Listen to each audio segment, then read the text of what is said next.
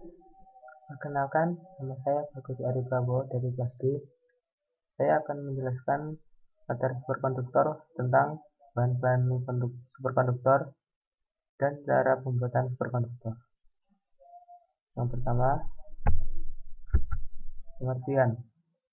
Superkonduktor merupakan bahan material yang memiliki hambatan listrik bernilai 0 pada suhu yang sangat rendah.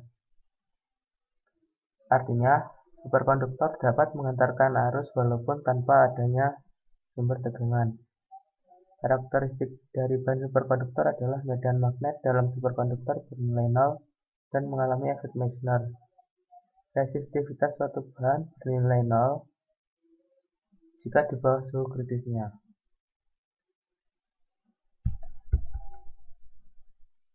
Bahan-bahan superkonduktor. Karakteristik dari bahan superkonduktor adalah medan magnet dalam superkonduktor bernilai 0 dan mengalami efek Meissner.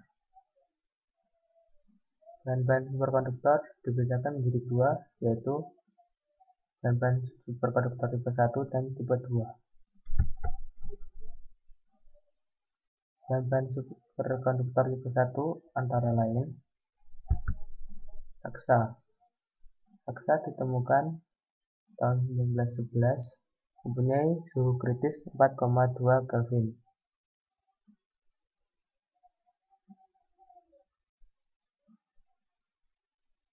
Yang kedua, timbal. Mempunyai suhu kritis 7,2 Kelvin. Timbal adalah logam berat yang terdapat secara alami di dalam kerak bumi. Keberadaan timbal bisa juga berasal dari hasil aktivitas manusia yang mana jumlahnya 300 kali lebih banyak dibandingkan timbal alami yang terdapat pada kerak bumi. Timbal terkonsentrasi dalam deposit biji logam. Unsur timbal digunakan dalam bidang industri modern sebagai bahan pembuatan pipa air yang tahan korosi, bahan pembuat cat, baterai, dan campuran bahan bakar bensin tetraetil. Timbal adalah logam yang mendapat perhatian khusus karena sifatnya yang toksik atau beracun terhadap manusia.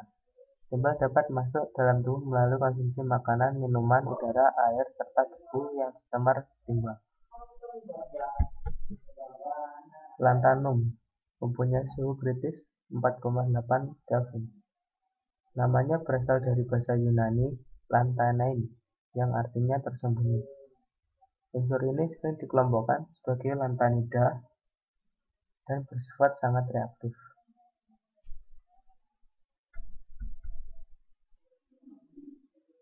Indium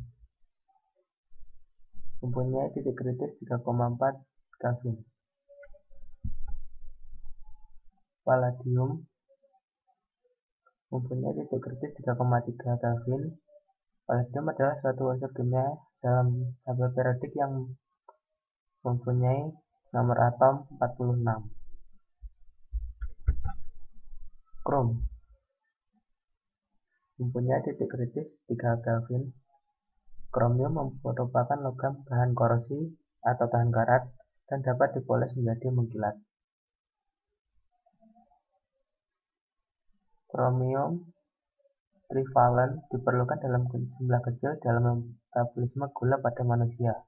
Kekurangan kromium trivalen dapat menyebabkan penyakit yang disebut penyakit kekurangan kromium. Dengan sifat kromium yang mengkilat, kromium banyak digunakan sebagai pelapis pada ornamen-ornamen bangunan, komponen kendaraan, seperti knalpot pada sepeda motor maupun sebagai pelapis perhiasan seperti emas yang disebut emas putih. Aluminium mempunyai titik kritis 1,2 Kelvin. Aluminium merupakan konduktor listrik yang baik, terang, dan kuat. Merupakan konduktor yang baik juga buat panas. Aluminium bukan merupakan jenis logam berat, namun merupakan elemen yang berjumlah sekitar 8% dari permukaan bumi dan paling berlimpah ketiga. Aluminium terdapat dalam penggunaan aditif makanan, antasida, buferet aspirin, ringan, semprotan hidung, antiperspiran, air minum, knalpot mobil, asap tembakau, penggunaan aluminium foil, peralatan masak, kaleng, keramik, dan kembang api. Aluminium digunakan dalam banyak hal, kebanyakan darinya digunakan dalam kabel bertegangan tinggi. Juga secara luas digunakan dalam bingkai jendela dan badan pesawat terbang. Ditemukan di rumah sebagai panci botol minuman ringan, tutup botol susu, dan sebagainya. Aluminium juga digunakan untuk melapisi lampu mobil dan compact disc. Seng mempunyai titik kritis 0,85 Kelvin. Seng merupakan logam yang berwarna putih kebiruan, berkilau, dan bersifat diamagnetik. Walaupun demikian, kebanyakan seng mutu komersial tidak berkilau.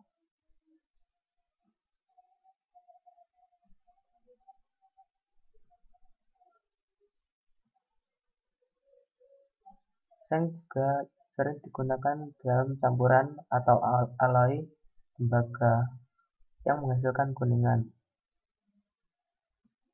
Logam seng tak murni mulai diproduksi secara besar-besaran pada abad ke-13 di India, manakala logam ini masih belum dikenal oleh bangsa Eropa sampai dengan akhir abad ke-16. Platina mempunyai titik kritis 0,0019 Kelvin. Platina adalah suatu unsur kimia dalam tabel periodik yang mempunyai nomor atom 78. Sebuah logam transisi yang berat, malleable, ductile, berharga, berwarna putih keabuan. Platinum tahan karat dan terdapat dalam beberapa biji nikel, copper. Platinum digunakan dalam perhiasan, peralatan laboratorium, gigi, dan peralatan kontrol emisi mobil. Bahan-bahan superkonduktor yang kedua. Bahan-bahan superkonduktor yang kedua memiliki perbedaan dengan bahan-bahan superkonduktor tipe yang pertama, karena tipe yang kedua ini mempunyai titik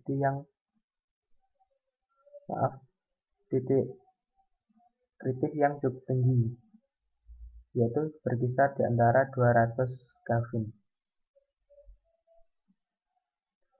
Bahan superkonduktor tipe 2 harus ditemukan sekitar abad ke-16.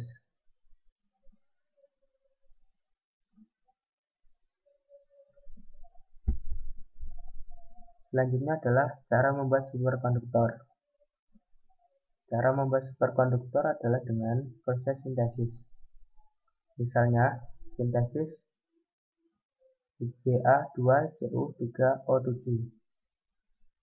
Bahan-bahan yang diperlukan untuk membuat sampel YbA2Cu3O7 adalah Y2O3, CaCO3, CuO.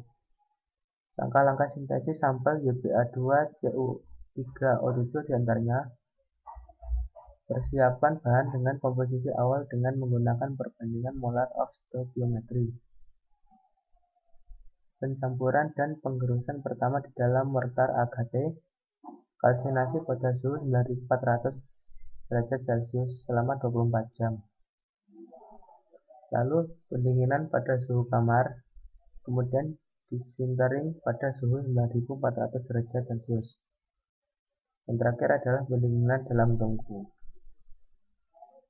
Untuk setiap bahan superkonduktor yang akan dibuat, suhu dan proses pendinginan bervariasi setiap bahannya.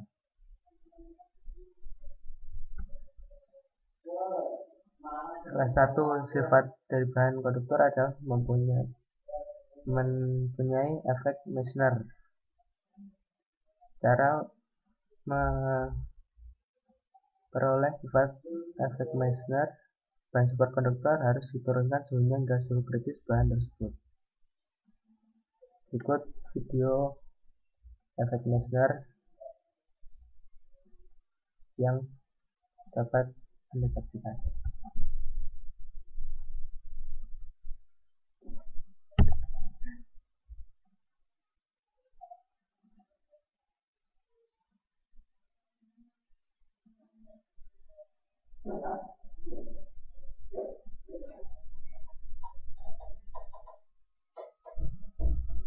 Pertama, superkonduktor dan magnet tidak saling tolak-menolak atau tidak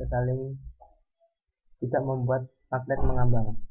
Setelah suhunya diturunkan dengan natrium, magnet dapat mengambang di atas superkonduktor.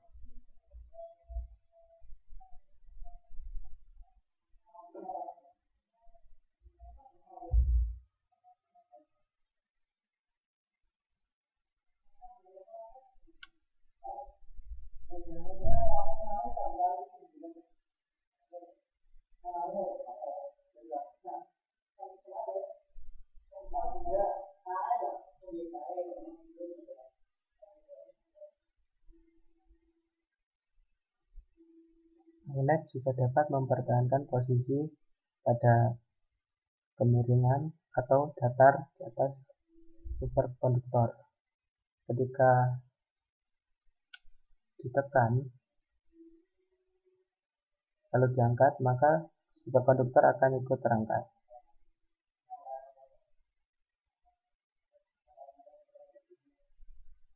Lama-kelamaan, setelah suhu superkonduktor mulai naik, maka efek Meissner akan menghilang.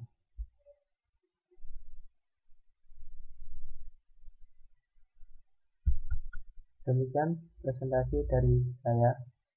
Jika ada kekurangan, saya mohon maaf. Terima kasih.